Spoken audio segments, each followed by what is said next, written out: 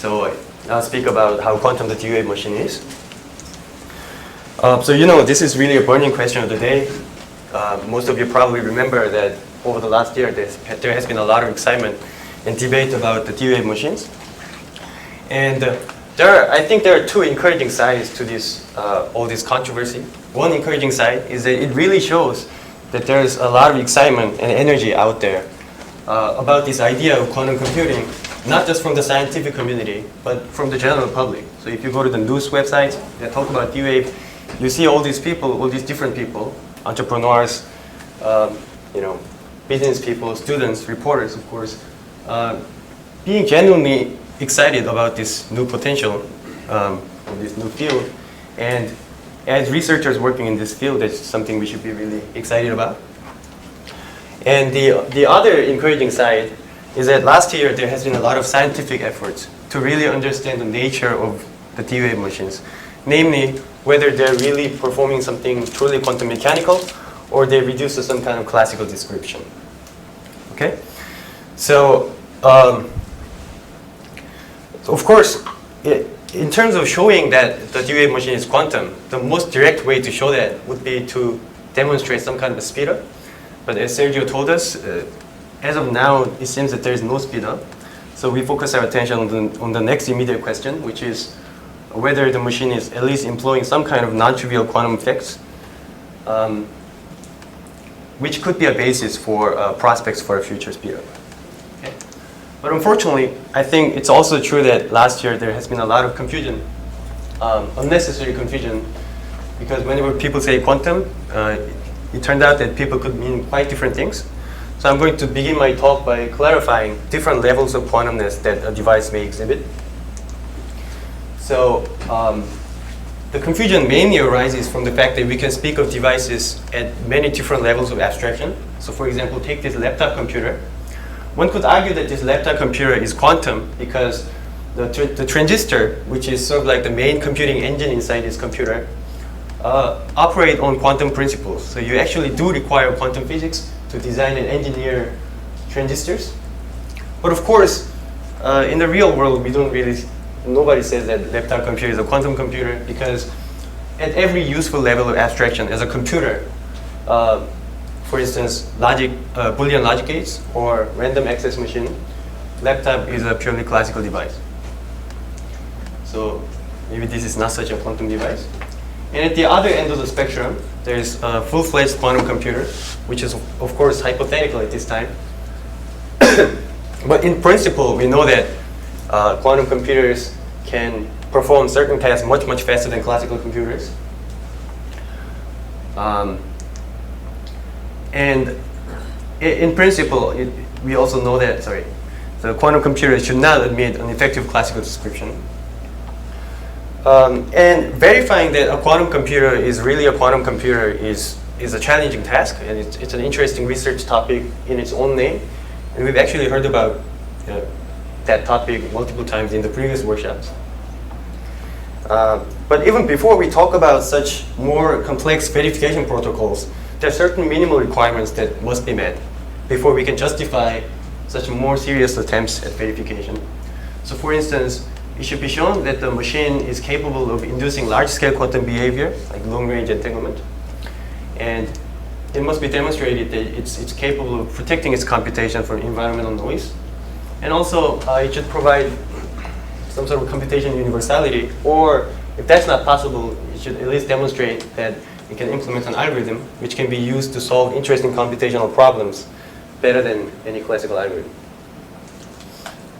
Okay, so in the context of D-wave machine, when we're talking about how quantum the D-wave machine is, we're really asking where in this spectrum the D-wave machine lies. Okay, so it becomes totally natural to ask which of these minimal requirements that the D-wave machine can satisfy. So at the present time, it seems that there isn't much evidence put forth regarding points B and C, but it seems that we've developed a much better understanding about point A over the last year. So this will be the main topic of this talk. But of course, when we want to study the physics of D-wave machine, there's an inherent difficulty because from an experimental point of view, it's effectively a black box. And what do I mean by that? What I mean is, presumably there's an intricate engineering going on inside this black box. But at the end of the day, when you do experiments, all you get to see is the input and output to the machine. Okay? Can you maybe define what you mean by demonstrate large scale quantum behavior? Yeah, so that's a good question. So it's not completely clear what I mean by that, right? But in the computational context, what we want is that at least to perform something that's in principle cannot be performed by a classical computer, we have to show that there is a long-range entanglement which cannot be described classically.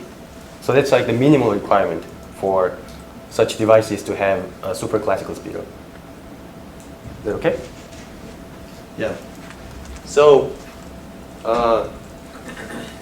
right, so the question is, observing just input and output, what kind of physics can we possibly hope to study? Right? And one answer might be that, well, we can maybe study this question. So the question is, we have a machine that solves a certain computational problem reasonably well. So we know that it's a ground state problem for classical Ising spin glass. And so it solves it reasonably well, even though there is no super classical speedup. And we might ask, how is it that this machine is solving this problem? So, one possibility might be that this machine is really doing something quantum, namely quantum tunneling, which means it's employing, it might be employing quantum effects to tunnel through energy barriers like this and escape the local minima. In which case, it would be really exciting because this is the main idea behind the computational paradigm of D-wave. But on the other hand, there's this other possibility, which is that it might be that the machine is escaping local minima just with the help of thermal noise, because this annealing is performed at finite temperature, and one would expect that there must be effects from such thermal noise. Okay? So these are the two possibilities, and the question is whether D-wave is performing quantum tunneling, or is it performing some kind of classical thermal annealing? And one might hope to study this question by just looking at the input-output behavior of D-wave machines, because if quantum tunneling is indeed a completely new type of phenomenon that's completely different from any classical processes, then one might expect that it'll have a distinct input-output behavior from those classical processes. So this is basically, as I understand, what Sergio and friends did last year. So they had a paper in which they compared D-wave's input-output behavior to two very simple models. So one was quantum Monte Carlo simulations of quantum annealing, which was thought to represent quantum tunneling. And the other model was simulated annealing, which is kind of like the representative algorithm for thermal annealing. Okay?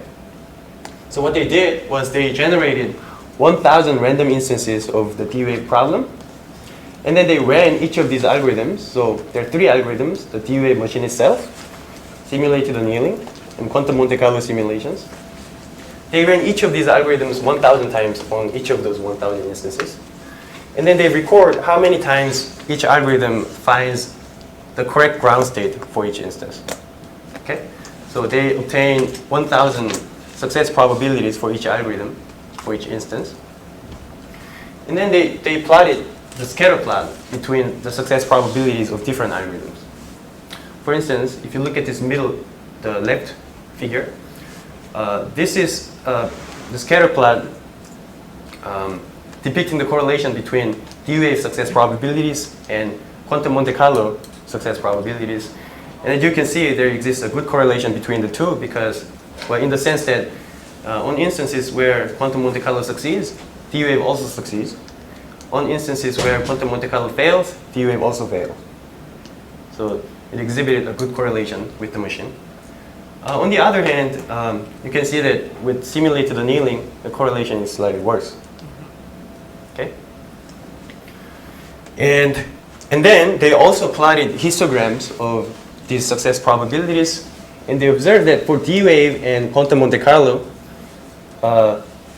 these histograms exhibited clear bimodal distributions. So you can see that for D-wave and quantum Monte Carlo, there are two modes distinctively, whereas for simulated annealing, the distribution was clearly unimodal. What is this plot? So these plots, Yeah. so these are histograms of success probabilities. So we obtain 1,000 success probabilities for D-wave, for instance. We just plot them in this histogram. So the x-axis here is success probability. So we see that D-wave has some instances where it succeeds most of the time, some instances where it fails most of the time, whereas simulated annealing has instances where it succeeds half the time, or okay. So at the time, these qualitative differences seem to indicate that quantum tunneling was actually taking place in the machine. And moreover, D-wave seemed to work well on different sets of instances from classical algorithms. So this sort of became a source for optimism in the sense that even if there's no speedup in general right now, if it's true that D-wave is performing quantum tunneling and that D-wave is working well on different sets of instances, then maybe we can identify that class of instances for which D-wave is working well and hope for a speedup in those instances. Okay? So that's sort of the background.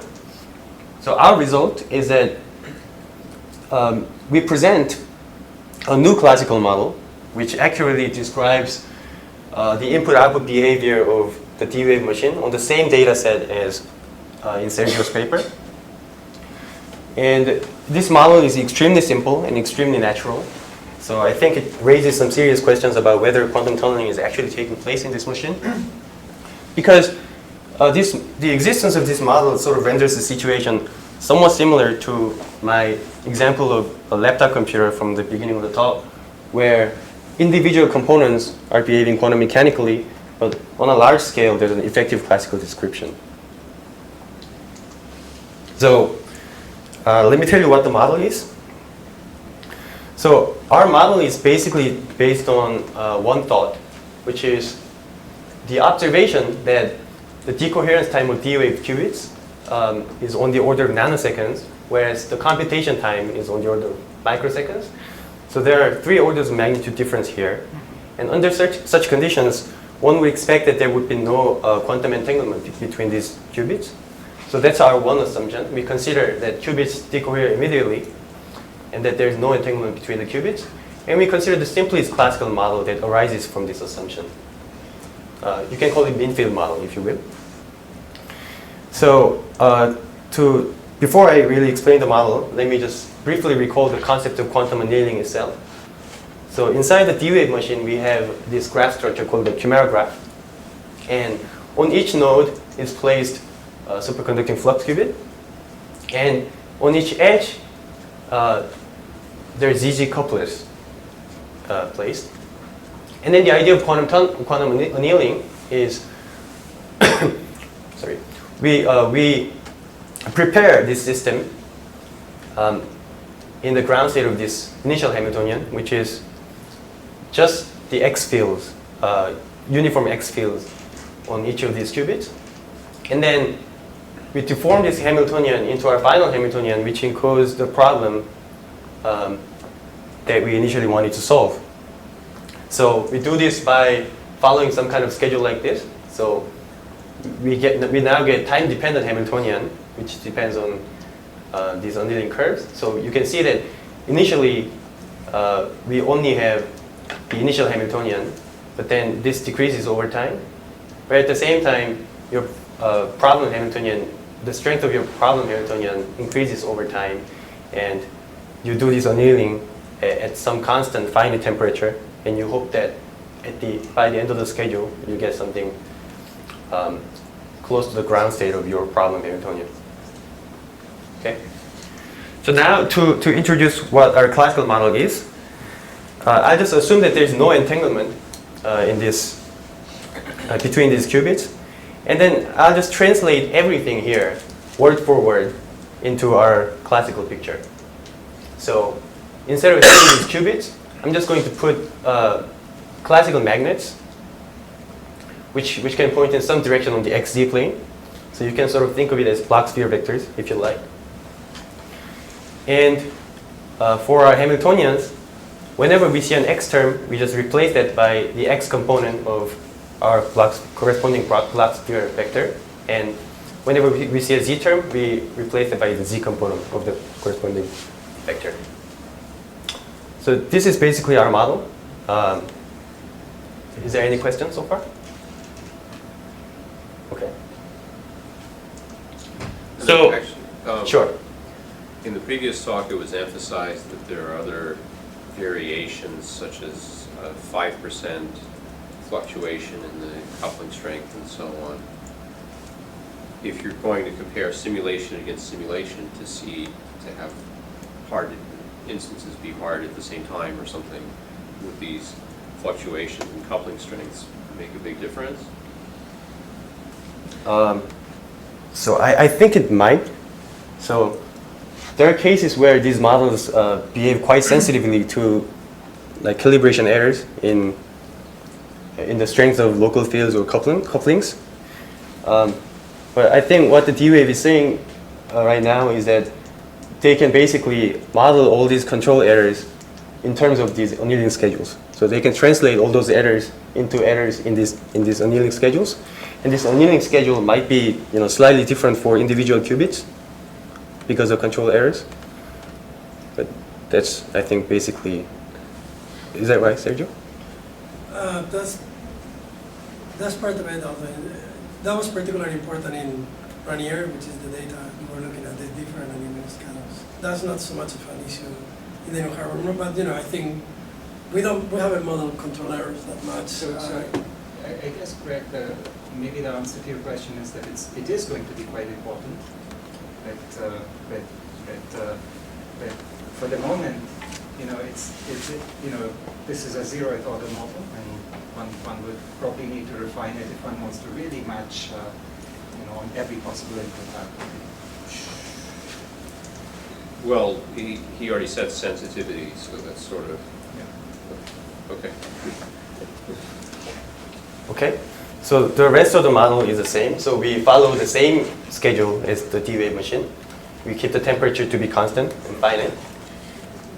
And we just simulate this using the standard Metropolis algorithm, where at each time step we just pick a new angle, a new random angle, and decide whether to accept this angle using the Metropolis update function. Okay? And these are our simulation results on the same data set as in Sergio's paper. And you can see that our model captures the input-output behavior of the D-Wave machine extremely well. So we see, for instance, a clear bimodal signature in our histogram. And the correlation between our success probabilities and D-Wave success probabilities is about 0.91, which is slightly higher than the correlation between D-Wave and quantum Monte Carlo. And you can compare the figures if you'd like. They behave very similarly.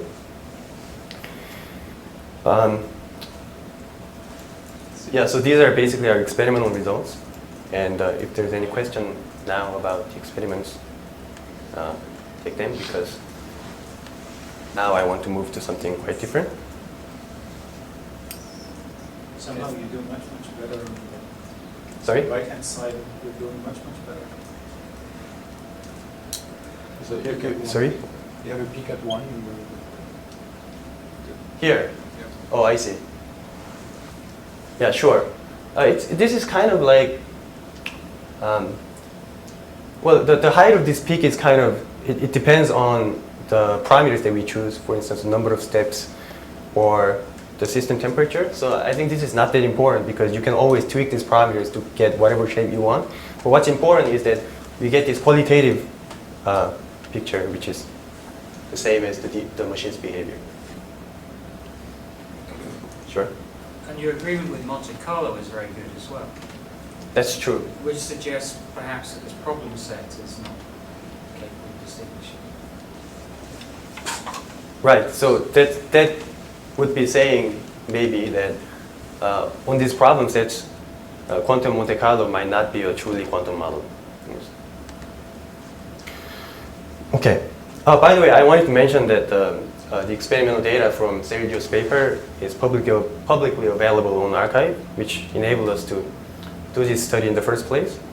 And of course, Sergio and Troyes Reno and especially Matthias Troyer have been very helpful in sharing their ideas and their more recent data. So I wanted to thank them for that. Now, I'd like to proceed to the next big question, which is, so now that we have this extremely simple model, how could it be that this simple model reproduces what was thought to be quantum tunneling? Okay. So to answer this question, I'm going to study our model from a more algorithmic viewpoint. And I'm going to do this by making a very simple, I'm going to start this by making a very simple observation, which is basically that our model, when you remove this X field, effectively becomes simulated annealing. Okay, so my slogan for this is our model minus transverse field equals simulated annealing. And a way to see this is you just remove this field, X field, and then you look at the Metropolis update function. So now that I remove this term, all I get here is B of t over temperature times the energy difference between the new configuration and the old configuration. And this guy here is going to be important because if you think about our model, so in our model, the temperature is constant, right? And this B of t increases over time, which means this quantity monotonically increases over time. In simulated annealing, this B of t is always 1, but temperature decreases over time, right? So from the perspective of this function, these two processes will have exactly the same behavior. Which means that our model, without the transverse field, is exactly equivalent to simulated annealing. So if it's the case that our model describes a D-wave machine, but simulated annealing doesn't, then this transverse field must be precisely the reason. So what is the role of transverse field? So basically the role of transverse field, I claim, is that it provides a gradation in the magnitude of z components of the vectors. So what do I mean by that?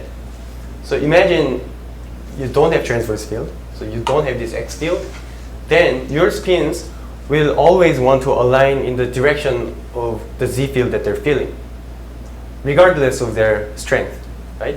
So whether you're in a weak z field or strong z field, you'll always want to just align with the field. Whereas when you have the X field, spins that are under the influence of stronger z fields will have more z component, because now they're also getting pulled towards this x direction. And if you have a stronger z field, then you'll be able to resist this X field more strongly, so you'll have more Z component. So here, this is a snapshot of our simulation with and without X field. So you can see that when there's no X field, most spins point either in plus Z or minus Z directions. But when there is X field, they can have various different angles.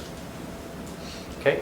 So for those of you who are familiar with spectral graph theory, this is kind of reminiscent of cuts and eigenvectors, because to look for good cuts, we employ some kind of a more gradated object.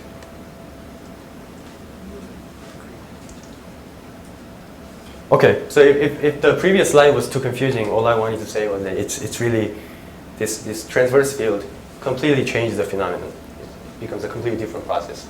So what does it become? What is it really doing? So to understand this, let's try a different picture. So now I have this time axis here. It goes from 0 to 1. And we have a time, excuse me. We have a time-dependent Hamiltonian. So at time 0, we have h of 0, h of 1. And now I want to ask, what are the local minima of these Hamiltonians at some fixed time t? So for now, let's forget about the time evolution. let's think about this Hamiltonian H of 0. Okay? So H of 0 was just a Hamiltonian in which there was only X field for every qubit. So this Hamiltonian obviously can only have one local minimum, which is every spin pointing in the X direction. So I'm going to depict this local minimum by this dot. And then I'll think about this guy over here at the other end. So we have H of 1, which is our problem, Ising Hamiltonian. And what are the local minima of that Hamiltonian? Well, it's a complicated Hamiltonian, and we would expect that there will be many local minima. So I'll depict them by these many dots. And you can sort of imagine doing the same thing for all these intermediate Hamiltonians. And if I do that, I get a picture that looks like this.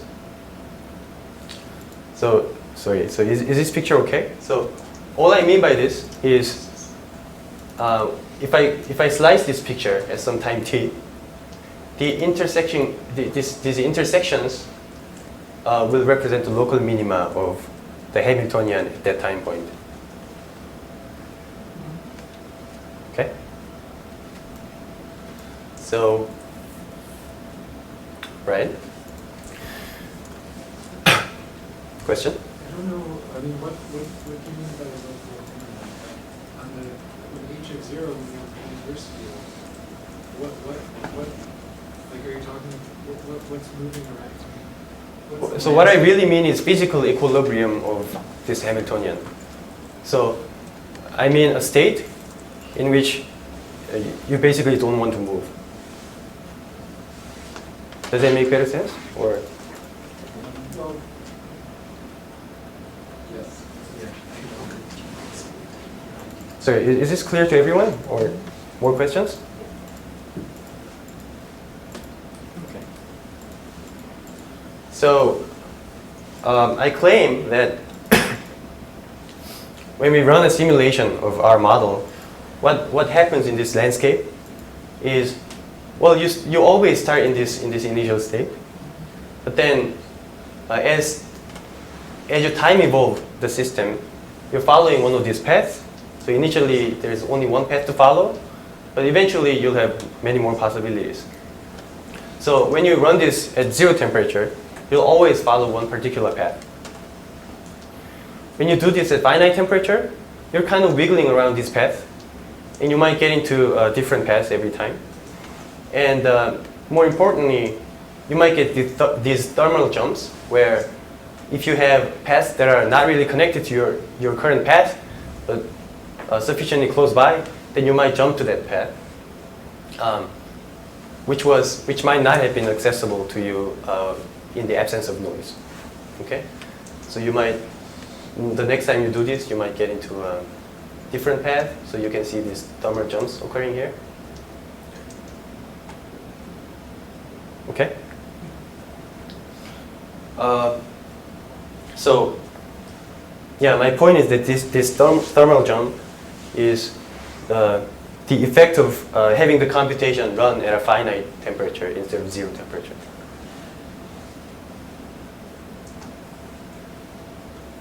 So there's another quick observation that I can make.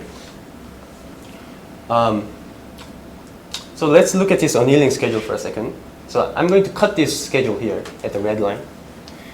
If you look at the schedule after this red line, then you realize that this X field has grown so weak by that time that we can effectively ignore it. So if I just remove this and do the simulation, then I'm not going to notice any difference in the behavior of the model. So this X field is really not doing anything.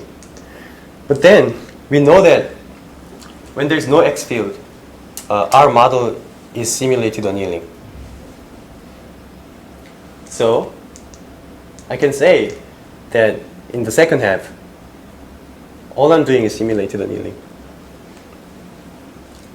But also, it's not just any simulated annealing. It's simulated annealing that didn't start from the beginning, right? It started from the middle, because in the first half, I'm doing something completely different. So if you think about simulated annealing, it's an algorithm that initially you really aggressively search your search space, But then as time goes by, you become more and more like local search, right? So this is exactly what happens. So by this time, your simulated annealing has already become so much like local search that you can just think of it as local search, which can only flip a few spins at once. Okay. And in the first part, we know that it was choosing one of those paths in a probabilistic manner with the help of thermal noise, of course. So with this observation, now coming back to this picture, we have a much clearer understanding of what's going on here. So we saw that in the first part, we're just picking one of these paths randomly. And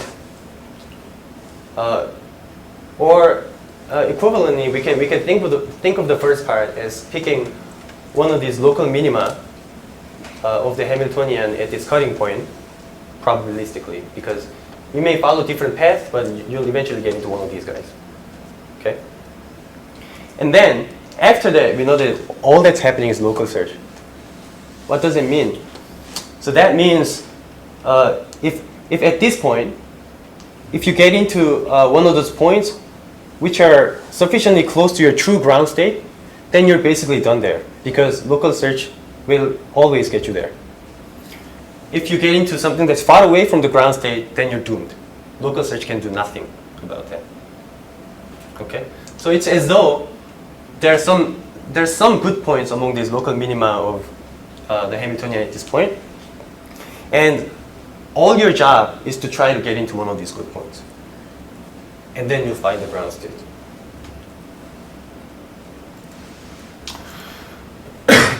So in that sense, we can say that all that's algorithmically interesting is going on in the first part, and the second part doesn't really matter in that sense. So if you started in the path, if you stayed on the path that started at h of 0 and you managed to stay on it, would you be guaranteed to be in the global minimum? No, it might not be connected. So I mean, you're saying, so if that was true, basically, you just run this simulation at 0 temperature and you'll always get into the correct solution, right? I mean, is that the case? Or? So if that was the case, then there wouldn't have been any meaning to doing any of this, because that would be the classical algorithm that always finds the ground. I guess even the path is not so well defined, right? It might branch, and then what does it mean to stay on the Yeah, it path? might. All right. I see. But if you were to do really the quantum adiabatic thing, that's what you would like. I'm sorry, I didn't hear the last part. If you were to do the actual quantum adiabatic algorithm, then you would like to run it in zero temperature. That's right. But Then why is such a big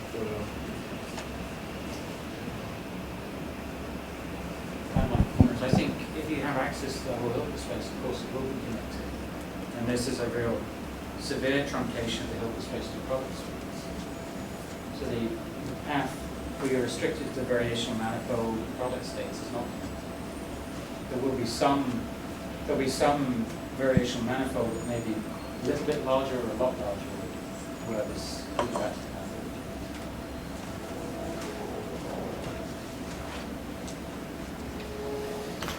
okay.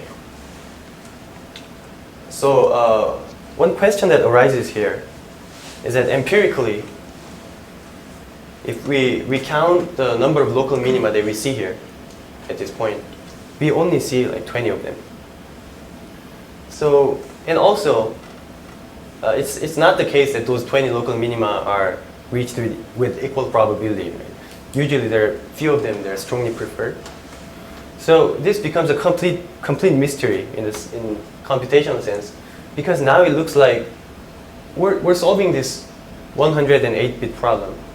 And this model is solving this problem pretty well, but it's solving this by exploring a very small search space. Right? There are two to the 108 possible solutions, but it kind of looks like we're finding the right solution by just considering like a dozen of them.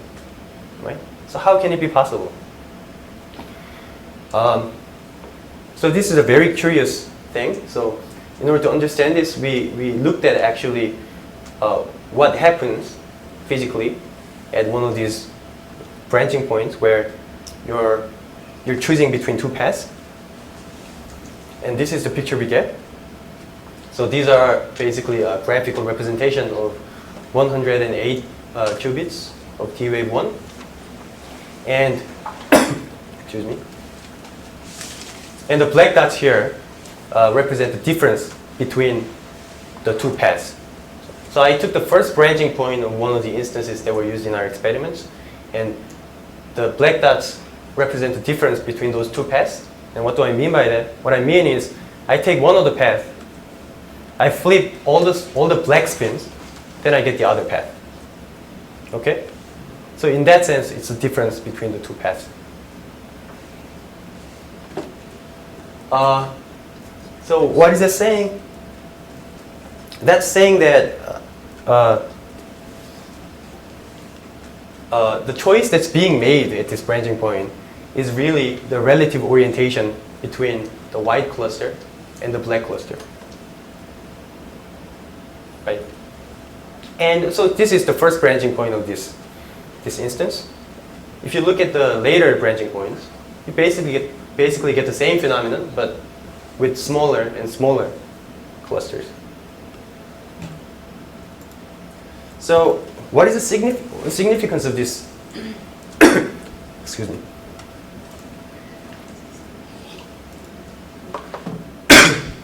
Sorry. So yeah, what's the significance of this phenomenon? The significance is that it's kind of telling us that this particular choice of graph structure by D-Wave is playing a very important role in this algorithmic phenomenon, right? Because so we saw that so everything that was interesting about this procedure was happening really in the first part. And in the first part, we see that what's happening is choosing relative orientation between these clusters. But then, if you look at this graph, it has structure that kind of allows us to view this as a 2D lattice of 16 supernodes when you coarse grain like this. So it kind of suggests, it provides a sense in which you can think of this problem as effectively having the problem size of 16, which is the number of supernodes, rather than the number of spins, which was 108. So that's the question that's being raised here. And if this is really the case, then even though D-Wave or other heuristic methods like simulated annealing are being quite successful at solving this problem at this n equals 108, we can conjecture that it will be the case that when the number of supernodes becomes sufficiently large, they will all sort of suffer from combinatorial explosion. So what matters is not this n, but the number of supernodes, m.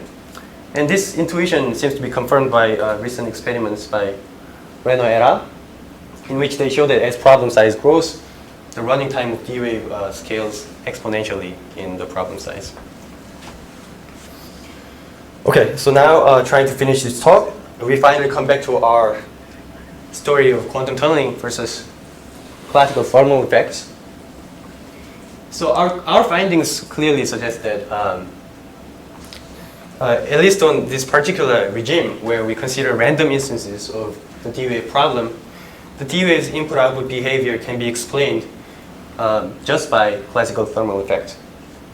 Okay, so of course this brings us back to this picture of laptop, because now it seems that there's a classical model that effectively describes the large-scale behavior of this machine in this particular regime. And this also poses a clear challenge for D-Wave and proponents of D-Wave, which is to identify a different regime in which they might be able to show that the machine is really doing something quantum and cannot be described by a simple classical model like ours. I guess Sergio is working in that direction.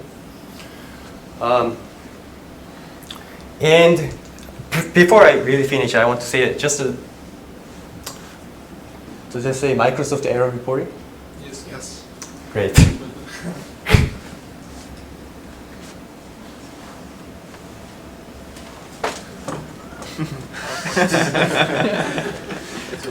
Yeah, I totally expected this.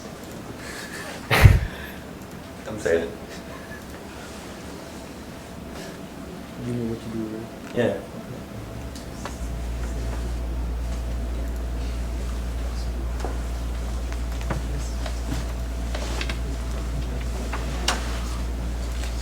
Okay.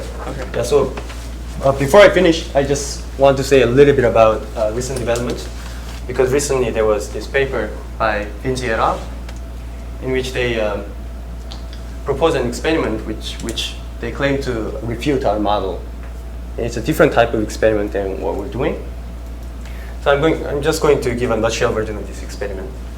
So basically, the main idea of this experiment is they turn down the strength of your problem Hamiltonian. So initially, normally your leaning schedule looks like this. So the problem Hamiltonian increases following this solid blue curve.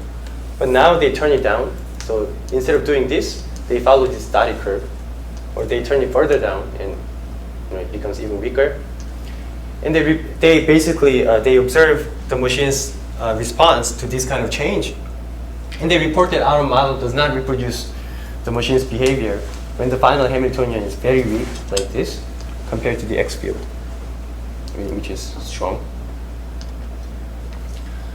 But this is kind of strange, because you can see that as the final Hamiltonian is turned down, the effect of thermal noise becomes more and more significant, because, so I'm not sure if you can see, but there's this gray dotted line here, which sort of represents the system temperature.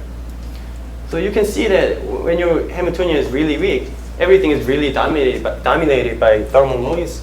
And especially by the time your Hamiltonian even kicks in, your X field is completely dead.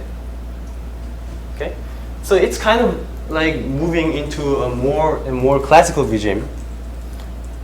But this is the regime that they're saying that our model doesn't reproduce the machine's behavior, which of course brings us to an important question, which is, is our model too quantum to reproduce D-Wave's behavior? But that's not the point. So nonetheless, so I did some preliminary experiments over the last couple of days. And it seems that we can, under a reasonable assumption on calibration errors and so on, I can make our model reproduce the machine's behavior. So that's good. But that's really not the point. I wanted to touch upon a much more fundamental question here, which is it really fair to ask such questions to our model? Because if you think about our model, it's really like a zeroth order model, in the sense that we made no attempt to model anything beyond the basic computational concept, which is just quantum annealing with no entanglement. Okay? So it's certainly the case that you cannot expect this simple model to explain everything about the machine, because the model is extremely simple, the machine is extremely complicated. So if somebody really spends time and effort to find an example where the model and the machine diverge, then almost certainly he will be able to do that. But that's really not the point. If you really want a model that explains everything, then there is no other way but to just open the black box and model the inner workings of the black box.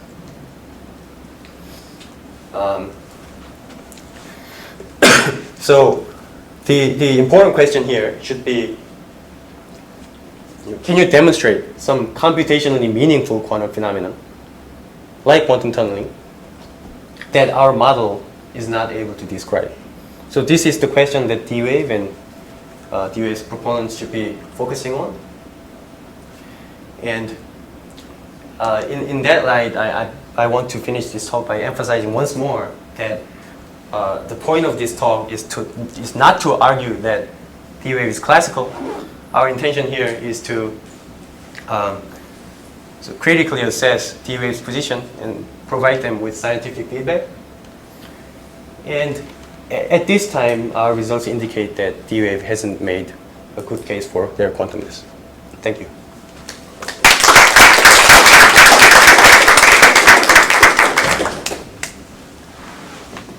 There are more questions for Seung? So although you didn't want to tell us, I'm surprised that in the paper you mentioned Vinci et al. They attempted to recover their signature by having some additional phasing to an icing spins rather than O3 spins. But you By say- modifying our model, you Yes, mean? but you say that you just need calibration. Could you tell us a little bit? Sure. So, I see.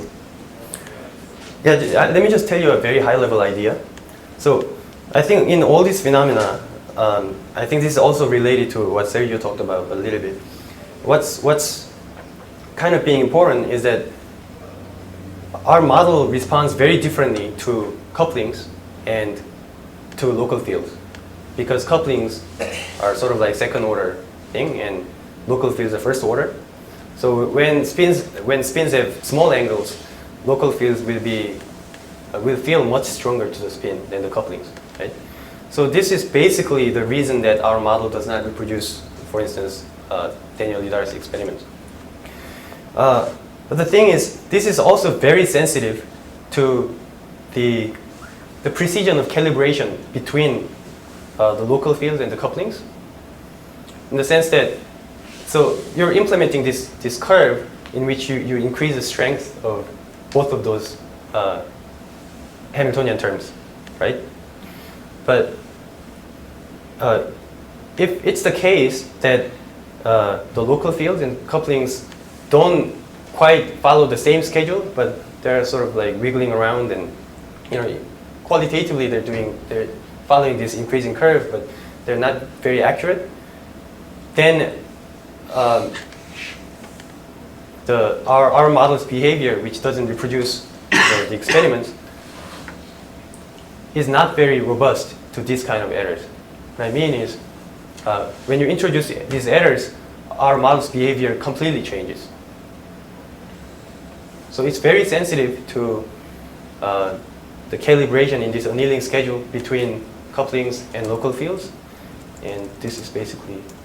So just to back up a minute, so somehow the way you can think about it is, in order to find a position of disagreement, the point of disagreement between our model and D-wave, what they had to do was look at this very sensitive region. It's not like they could find it very easily. They had to go to a very particular kind of point. But that point is extremely sensitive to noise. So now it was not a robust counterexample, but one which was extremely sensitive. So now that you're there, you've got to actually model the noise to see. I guess my question is the following. I agree it's a very sensitive point, but if there was any signal there at all, suggesting that the machine was there, it was the same result as you get with simulated annealing over icing spins. And so the attempts in that paper to explain this was an artificial dephasing. So I think they just considered the wrong noise model. They didn't really think about what it was. They just put a noise model instead of trying to understand, what was going on in the machine, what are the phenomena for.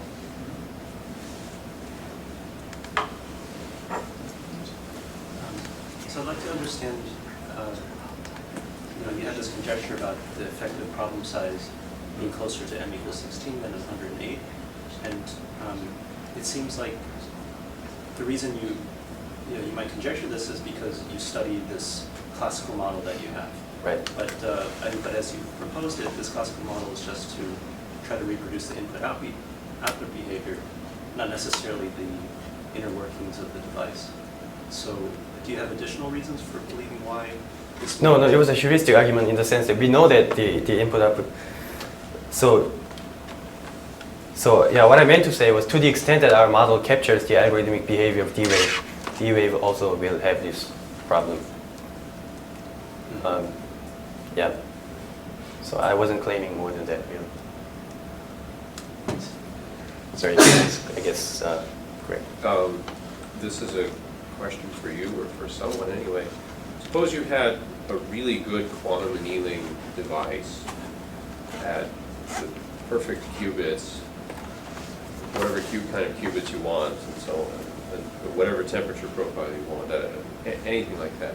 But with the same general annealing schedule, I know that adiabatic computing of all kinds is universal for BQP, but not necessarily annealing on a graph with switching from X couplings to Z couplings. That's very restricted. Do you expect, in this idealized circumstance, which is not about D-wave anymore, a Grover class speed up more than Grover class? I think this, you know, it's a. No, Okay, I mean, this whole thing it's a very good question. I mean, this is something that came up back in 2000 when Eddie Fari and company published their paper, sort of preliminarily talking about adiabatic quantum